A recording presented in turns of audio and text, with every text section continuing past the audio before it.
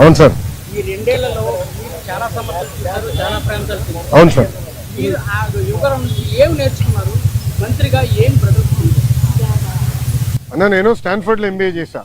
నేను Stanford ఎంబీఏకి apply చేసినప్పుడు ఒక ప్రశ్న ఉంటుంది స్టాన్ఫర్డ్లో, వై స్టాన్ఫర్డ్ ఎంబీఏ అని. అంటే ప్రైవేట్ రంగం నుంచి రాజకీయాల్లోకి నేను రావాలనుకుంటున్నా, ఏదో ఒక టైంలో వస్తాను, స్టాన్ఫర్డ్ ఎంబీఏ నేను ప్రిపేర్ చేస్తున్నాను భావిస్తున్నా అనుకున్నా అని రాసా. కానీ అక్కడికి వెళ్ళి చదువుకున్నారు, నాకు అర్థమైందంటే స్టాన్ఫర్డ్ ఎంబీఏ బిజినెస్ మంచిది అని. పాదయాత్ర రాజకీయాల్లో ఒక ఎంబీఏ లాంటిది. ఎందుకంటే ప్రజలకి దగ్గర ఉంటాం, నిరంతరం ప్రజల సమస్యలు తెలుసుకునే వాడిని. సో ఇప్పుడు ఎవరన్నా నాకు అర్జీ ఇచ్చినా, నన్ను ఎవరైనా కలిసినా, ఒక మెసేజ్ నాకు వచ్చినా, తన వెనకాల ఎంత కష్టం ఉందో నాకు ఇప్పుడు అర్థం చేసుకోగలుగుతాను. సో యువగలం పాదయాత్రలో కూడా నేను అనేక హామీలు ఇచ్చాను, ఒక్కొక్క హామీ నిలబెట్టుకుంటూ వెళ్తున్నాను. ఇచ్చిన ప్రతి హామీ నేను నిలబెట్టాను, అంటే ఎలాంటి సందేహం లేదు.